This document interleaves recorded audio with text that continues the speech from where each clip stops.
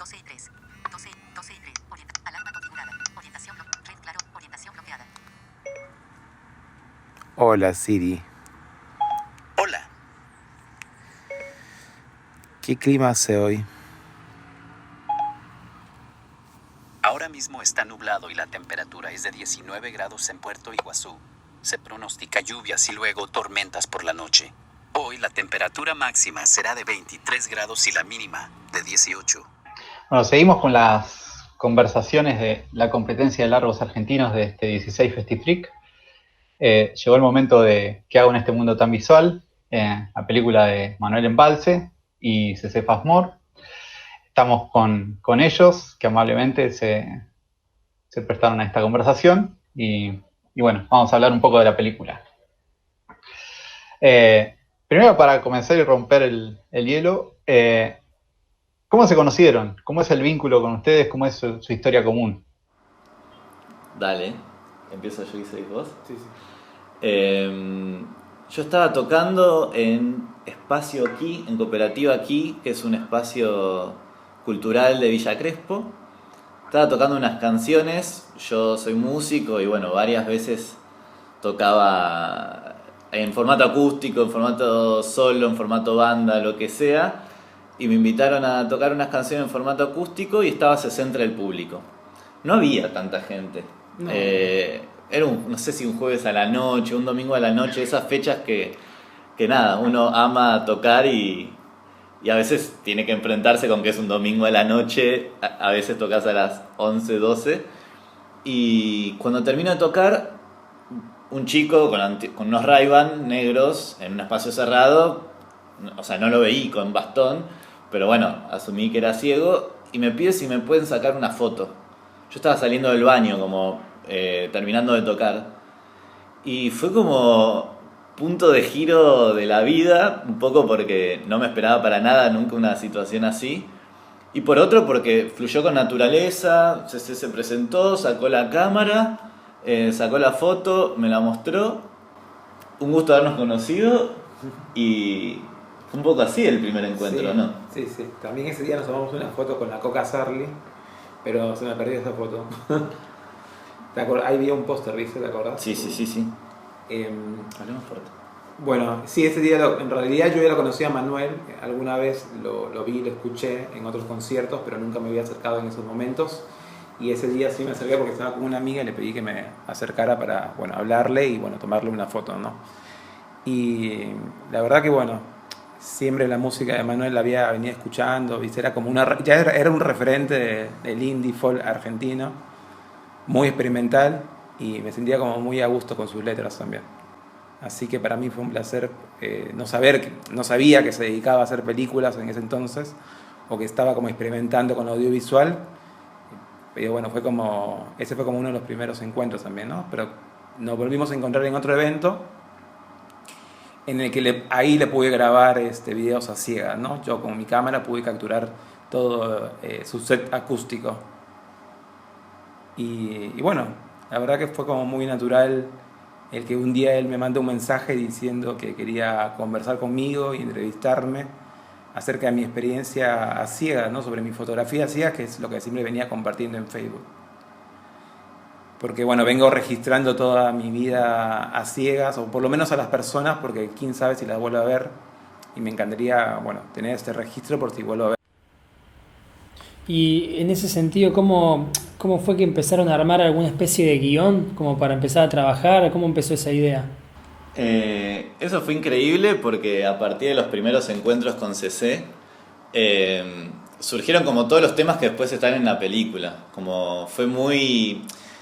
Yo al contarle el sueño y al empezar a tener inquietudes sobre la visión de imágenes estando ciego, o sea, sobre lo que ve un ciego, el primer tema que también salió fue la construcción de la vida digital, la construcción de la vida en Instagram o en Facebook, o bueno, cómo te construís si no ves lo que haces, si no entendés como una estética quizás de lo que es construirse virtualmente.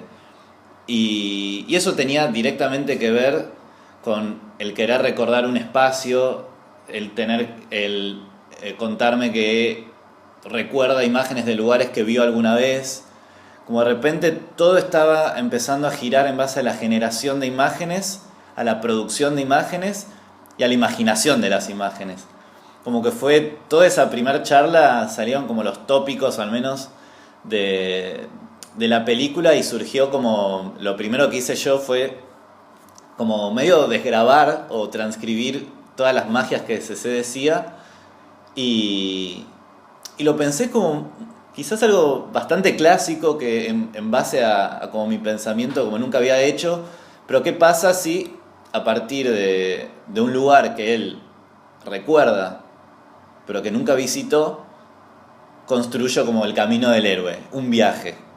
Bueno, es la visita a ese lugar imaginado. En un principio, cuando hablábamos de lugares que él no conoció, hablamos de un montón de lugares. En un momento yo quería que sean las cataratas del Iguazú, corte a Tierra del Fuego, como si el camino de las imágenes fuera hasta el fin del mundo.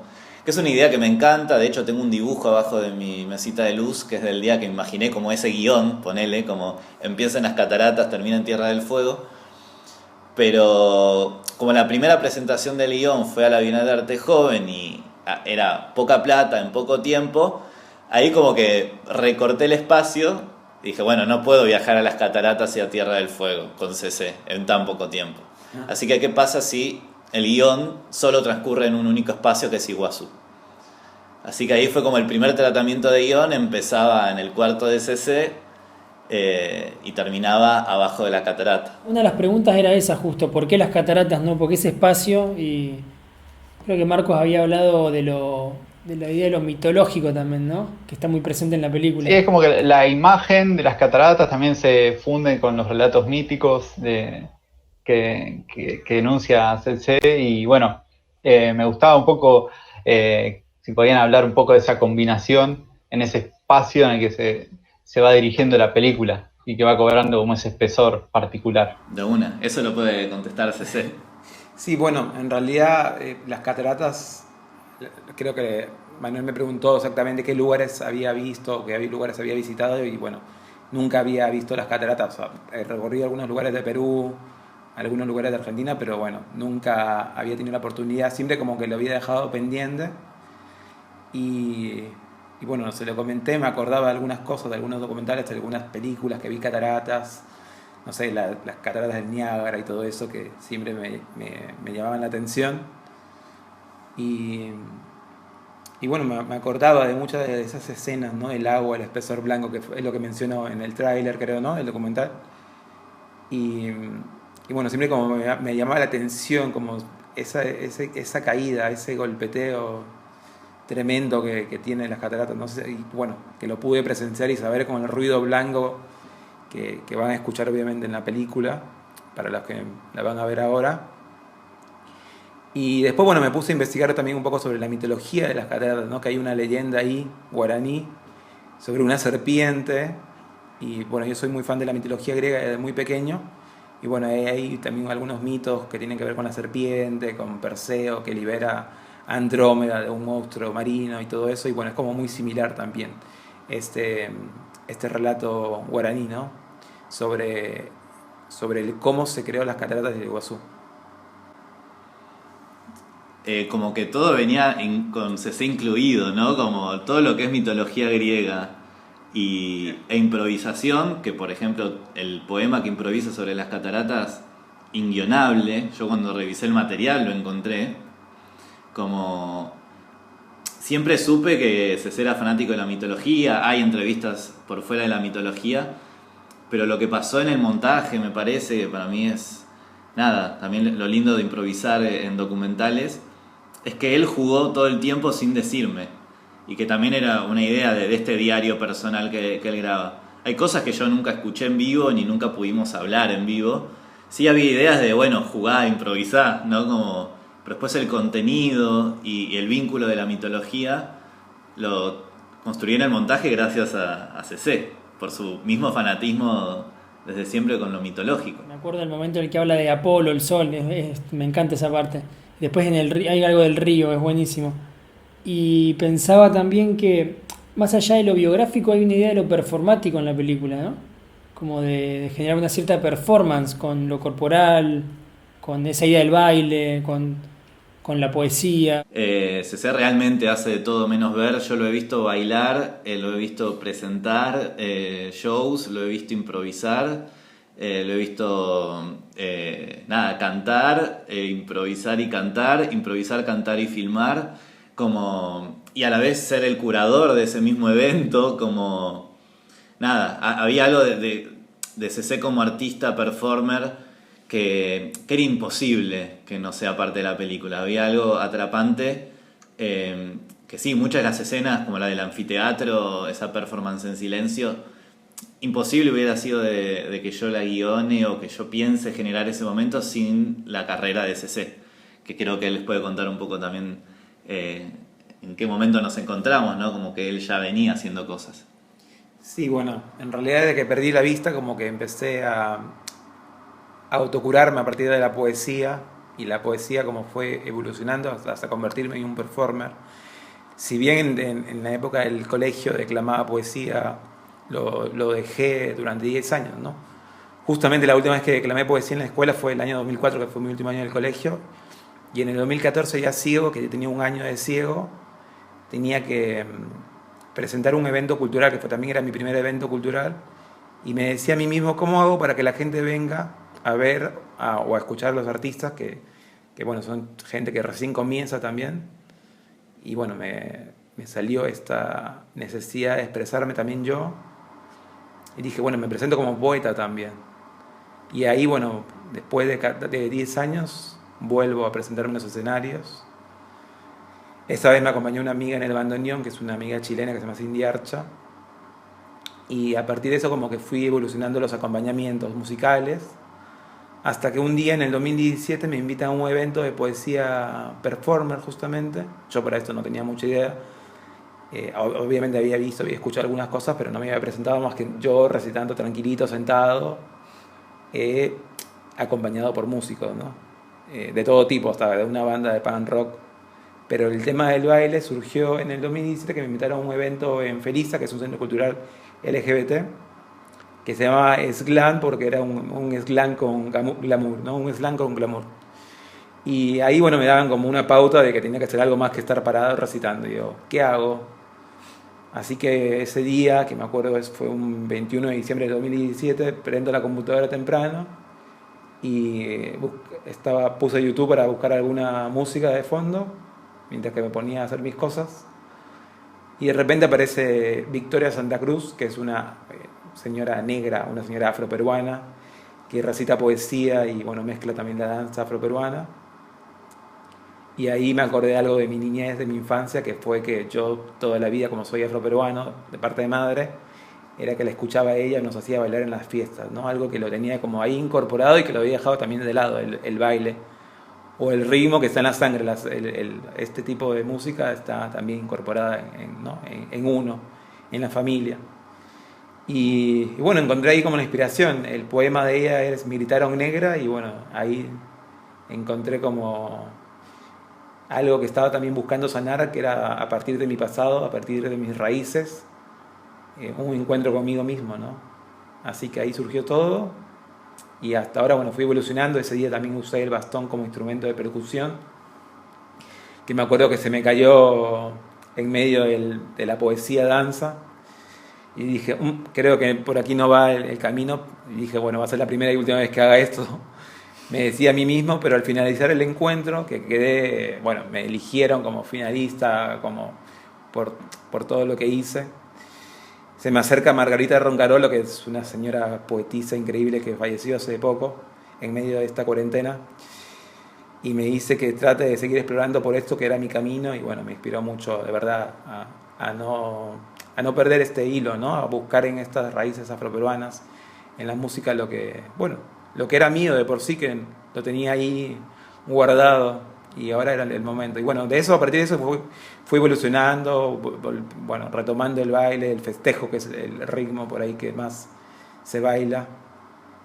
Y bueno, mucho de eso está plasmado en el documental, porque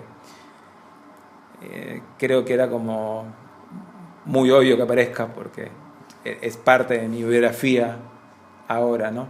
Sí, hay algo que me interesaba también, que era un poco indagar en, digamos, estos procesos, más que nada en el contexto de la Bienal, en el que hay una urgencia de tiempo y que se tiene que llegar a un punto de realización y el tiempo corre y hay poco dinero y también tenés que resolver. Imaginaba que quizás la idea de guión que habitualmente manejamos no encaja en este tipo de producciones y lo veía más como un listado de ideas o de temas o de posibles escenas que se iban registrando y que después tienen que encontrar una lógica o un fluir en el proceso de montaje, que incluso a veces se va dando en el mismo rodaje. Me gustaría saber un poco cómo fue todo eso, porque ahí creo que está un poco el germen de lo que es la película y de encontrar ese balance entre todo ese listado de cosas que están rondando y que estuvieron hablando un poco. De una, bueno, el montaje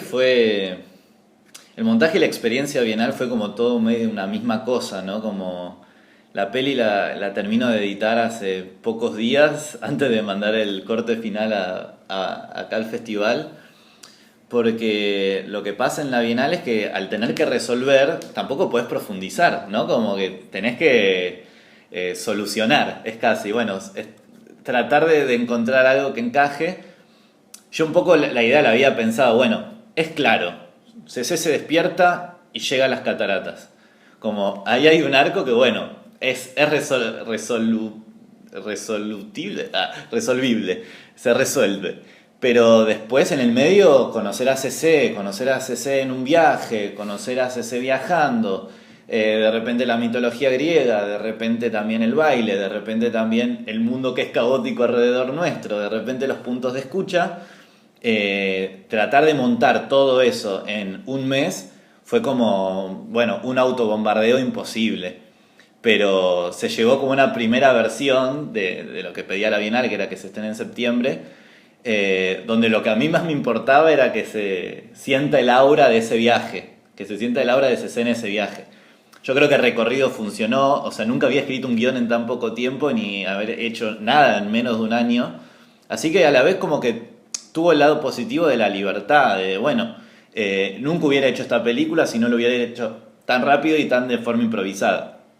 Como que de repente la historia de los procesos creativos que nos cuentan de que las cosas solo se hacen de una forma era, bueno, una refutación hermosa, porque yo me daba cuenta al estar editando lo que había escrito y que había filmado, que lo podía hacer, pero no en tan poco tiempo.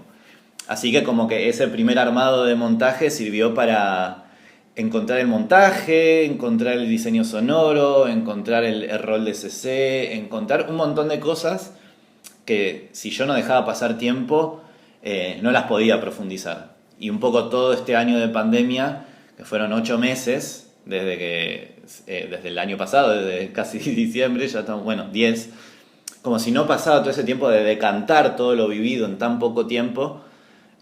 Al menos yo siento que cómo profundizamos, no solo el vínculo, porque también tuvimos que terminar la película con CC a distancia, mandándonos audios, replanteándonos cosas, de dudas que había tenido yo en el montaje de la Bienal. Y para mí fueron como 2 montajes, ¿no? Como 2 etapas de montaje que creo que todas las películas estaría bueno que hagan, ¿no? Como un primer armado donde sentís que la película está terminada, pero después dejá pasar 6 meses a ver qué pasa, a ver qué pasa con esa película. Y a veces con los deadlines, ya sea de convocatorias de festivales o de un emisme, esa decantación es posible de perderla. Y para mí es fascinante no ser tan ansioso y decir, bueno, está terminado. Y bueno, creo que hubo un montaje emocional mío también de decidir que eso no estaba cerrado, que me costó un montón, que es difícil decir, bueno, le hiciste postproducción a cosas, un montón de gente hizo un laburo en tan poco tiempo, pero no estar tranquilo con la película que haces, o no estar tranquilo con que ese segundo de montaje podía durar menos, o que esa escena del baile en el anfiteatro debería haber durado más, eran cosas que me era imposible como decir, la película está terminada, sí, me encanta. No, le falta trabajo, le falta decantación. Así que el montaje, yo al menos estoy como muy contento y y creo que nada, era imposible sentirme contento si el tiempo no pasaba. Raro terminarla en el encierro, ¿no? Pero fue la experiencia al fin. Incluso yo me puse a pensar mientras decías eso que, digo, la película en sí trasciende la idea de la experiencia del rodaje, ¿no? Como se vale un montón de otros materiales de archivo que me parece que se reescribe en montaje en ese sentido, ¿no? Como que, bueno, el viaje a Cataratas es algo más de la película, ¿no? Exacto. Pero eso era imposible de darme cuenta cuando el subsidio que había ganado era para ese rodaje, donde la idea que tenía que mostrar era ese momento, y CC tiene archivo hace 10 años. Y las capas de la película son imposibles de sentir si no sentís los estratos del archivo de la vida de CC. Y ahí es donde hay unos planazos que filmó Joaquín de CC en las cataratas, hay 8 cassettes de mini DV, hay un rollo en Super 8 que ahora pasó a ser parte del corto. Hubo muchos materiales que estaban adentro de ese primer corte porque sentía que tenía que usarlos todos porque acababa de suceder. Pero era para mí, y creo que para también Tati, que fue mi asistente de montaje, Tatiana Mazú González, nos parecía que era necesario que el estrato del archivo es el estrato de CC también, como él es todo lo que filmó y no es solo la experiencia de las cataratas. Pero bueno, también eso creo que es difícil también, no sé, para mí como director y montajista y guionista y amigo de CC, como que me costó esa decisión, ¿no? Como decir, bueno, la peli no es solo el viaje, no es solo Iguazú, es la energía en Iguazú dispersa en la vida de CC. Un poco entre los dos cortes, ese work in progress y este corte final, ¿qué notas puntualmente que fueron lo que quitaste y lo que agregaste le dio un poquitito de forma? Yo tenía el recuerdo de la proyección en la Bienal y había como algunas escenas que veía ahora y decía, bueno, por ejemplo, hay una introducción distinta, hay como un poco más desarrollo en lo que tiene que ver con esa representación visual o imaginaria que se da de la ceguera, por ejemplo. Encontraba como un desarrollo más en esas cosas y también recordaba otras escenas que estaban y que ya no estaban más. Había como una otra performance de CC que se grababa. Un poco cómo fue ese agregar y quitar en este montaje final. Bueno, eso creo que es... No volví a ver el corte así terminado del año pasado, pero es como que lo sentía tan de memoria, dejé de verlo y el dejar pasar unos meses después de haberlo hecho, me empecé a dar cuenta de que había algo que para mí es importantísimo contar en la película, que es el vínculo de la medicina también con CC. Como la idea de la ciencia en la película, en el corte anterior, no estaba ahí. Para mí no estaba, ¿no? Como, porque es algo que, hablando con CC, es algo hiper cotidiano, es algo que también le da dimensión a la generación de las imágenes. Le da como, para mí ese es el viaje del héroe, el vínculo que él tiene con creer con la tecnología. Creo que vos podés también desarrollar algo de eso, pero sentía que no era literalmente CC, el CC de la Bienal, que el CC que está ahora en Festifreak, digamos, por así decirlo.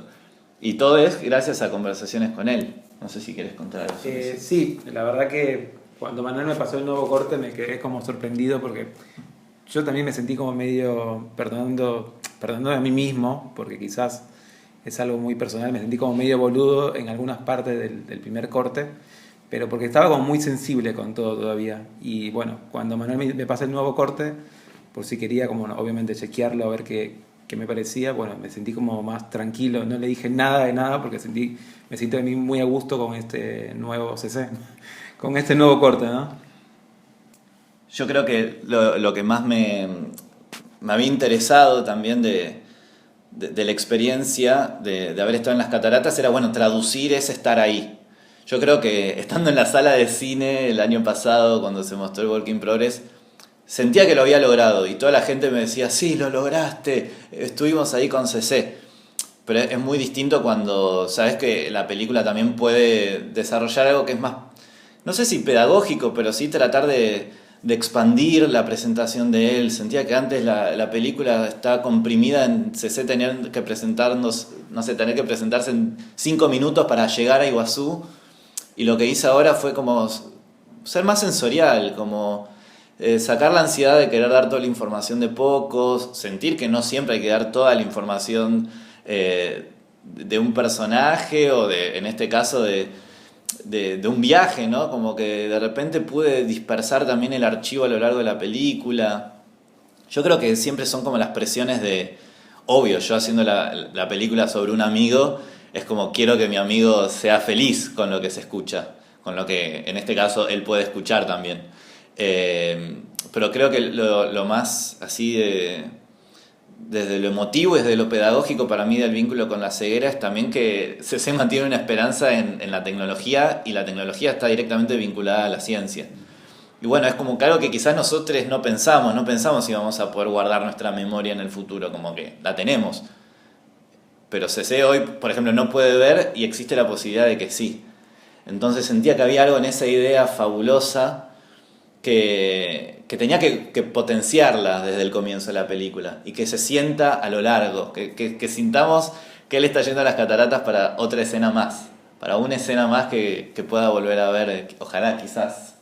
Sí, la verdad que es un material que, bueno, también hubo una primera pregunta, siempre me acuerdo de una persona en la primera muestra del documental, que me preguntó si esto era para mí o para otras personas, ¿no? En realidad, bueno, sí, en principio para mí, ¿no? Lo que está haciendo todo Manuel, este registro de mi registro, también es parte de mis futuros recuerdos, ¿no? El recuerdo del recuerdo es eso también, ¿no? El recuerdo del futuro, y esperando que, quién sabe, la ciencia siempre avanza.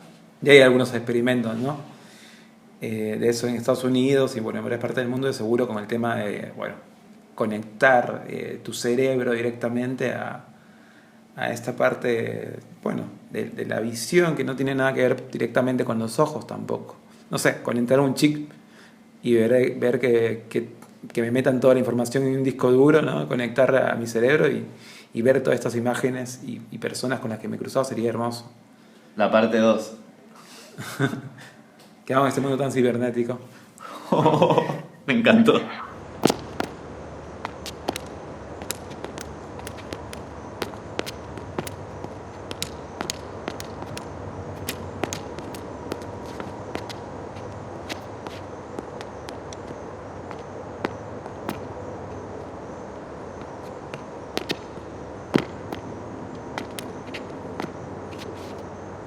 Encontraba también este otro gran tema, que es la tecnología, que está en tus otros trabajos, Manuel, y también está muy presente en la vida de CC. Y bueno, y veía esto de la tecnología como una especie de ampliación de la experiencia en el mundo, y es como ese tema que está tan presente en la película, y que un poco supone un abordaje particular, que creo que lo habrán reflexionado y pensado.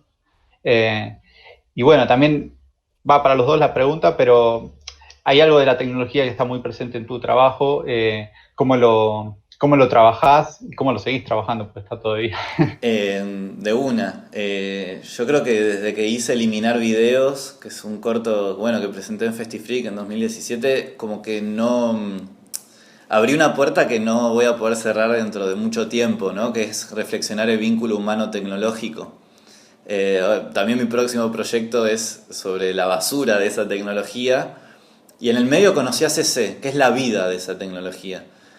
Y eso fue, creo que lo que más me descolocó en el proceso creativo, para bien, obviamente, que es encontrarme con alguien que necesita de la tecnología para vincularse, o necesita de la tecnología como nada, para expandir sus conocimientos, escuchar libros, ver películas, que la descripción de imágenes sea gracias a esa tecnología.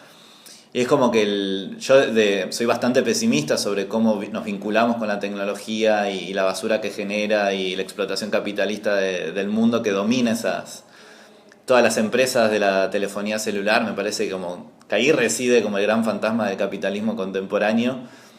Que mi próxima película quiera tratarse sobre eso no me generó como dificultades en poder tratar de hablar desde otro lado, desde, bueno, acá hay un vínculo emocional también con la tecnología. Por eso construir a Siri, no solo como alguien que te dice la fecha del fin del mundo, sino también como alguien que te describe lo que ves, fue creo que lo más lindo que me enseñó también CC del vínculo tecnológico. Yo, de ver desde un pesimismo, él me mostró como otro lado, de, che, no, yo estoy registrando todo esto por si vuelvo a ver.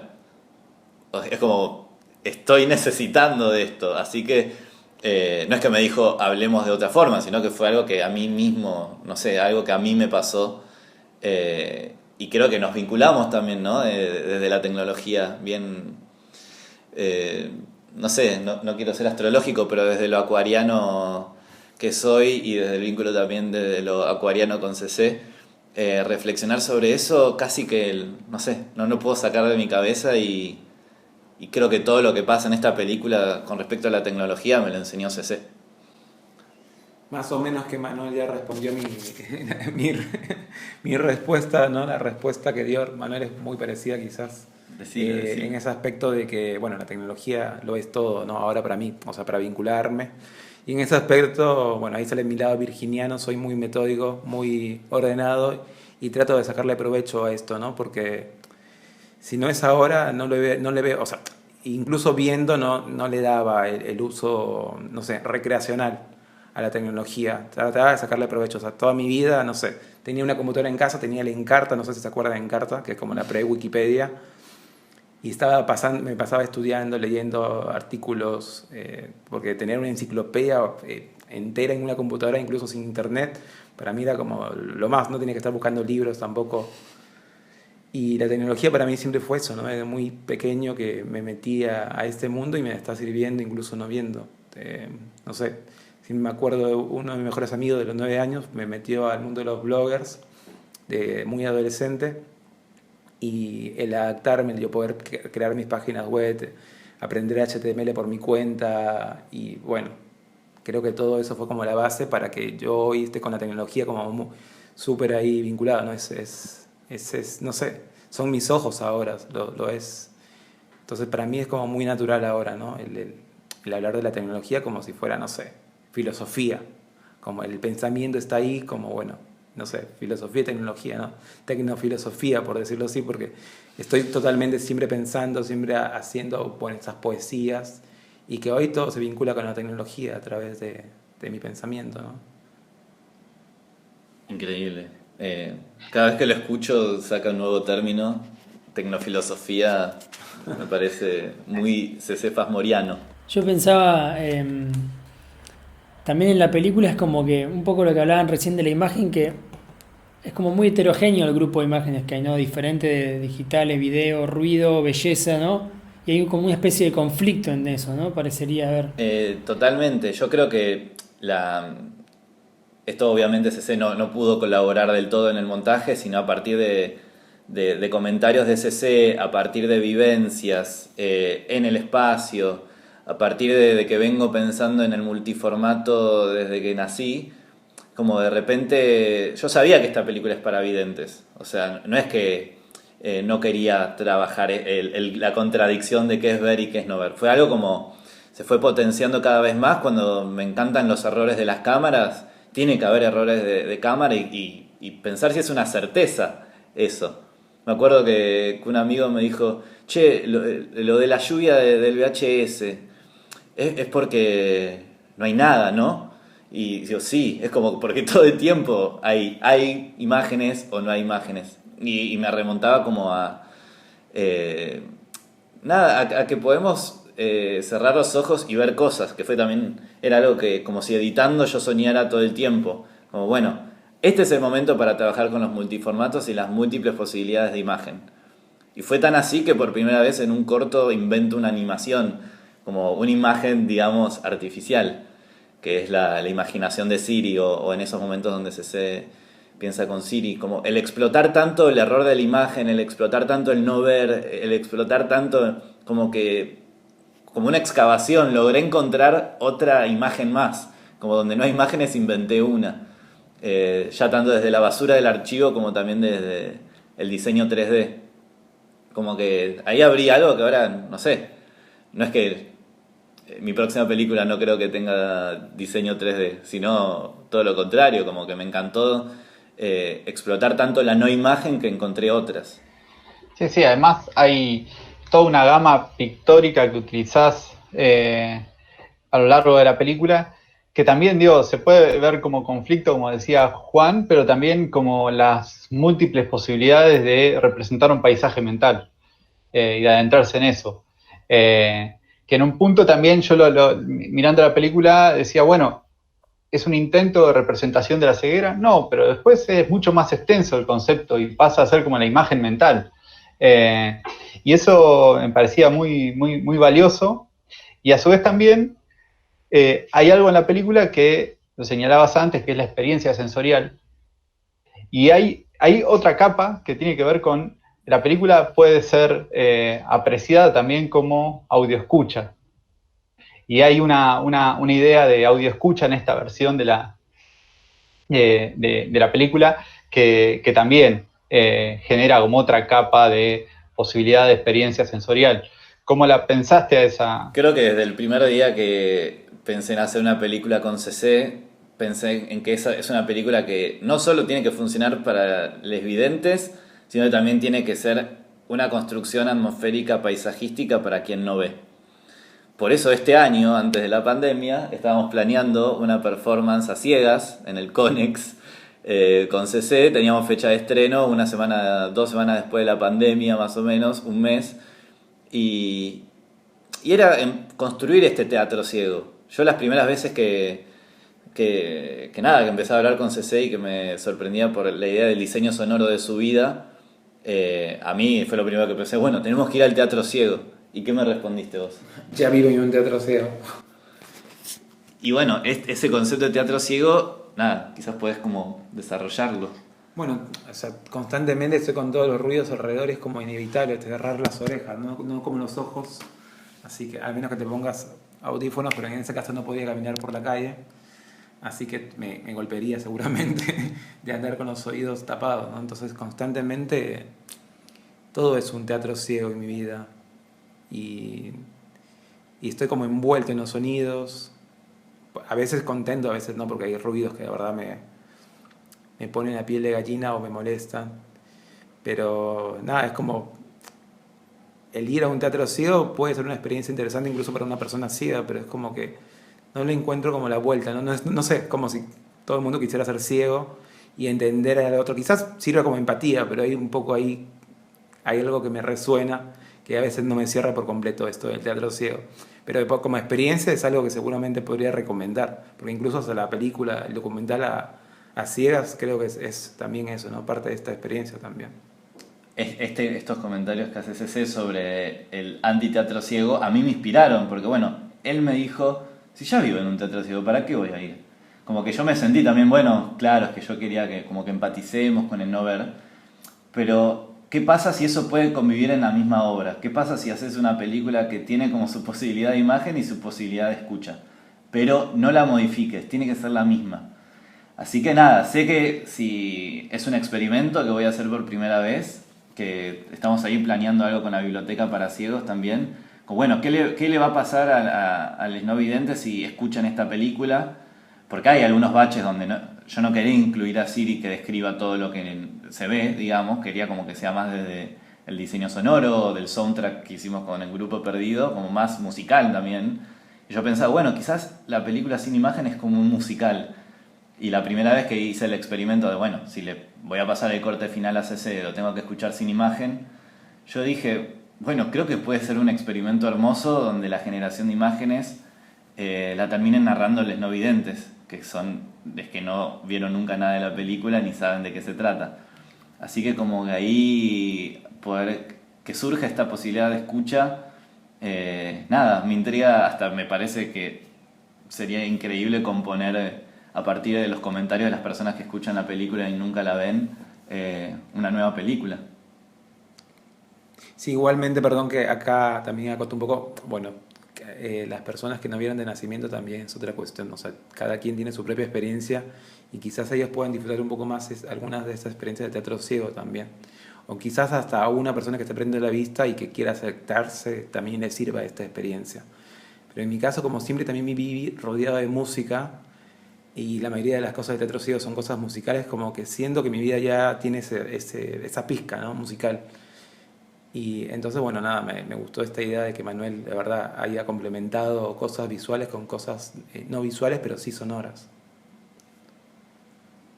Veremos qué pasa. Veremos, quizás nos dicen, che, es re para videntes, deshabilitar la opción de escucha, hagan otra cosa, no sé, como me intriga saber qué va a pasar. Sí, a mí también, pero me parece que digo, está bueno probarlo.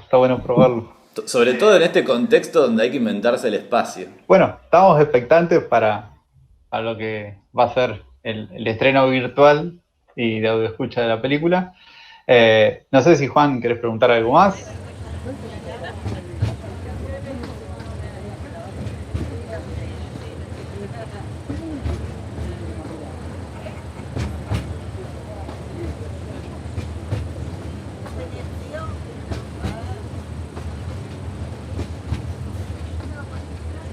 El sol solamente duró un ratito.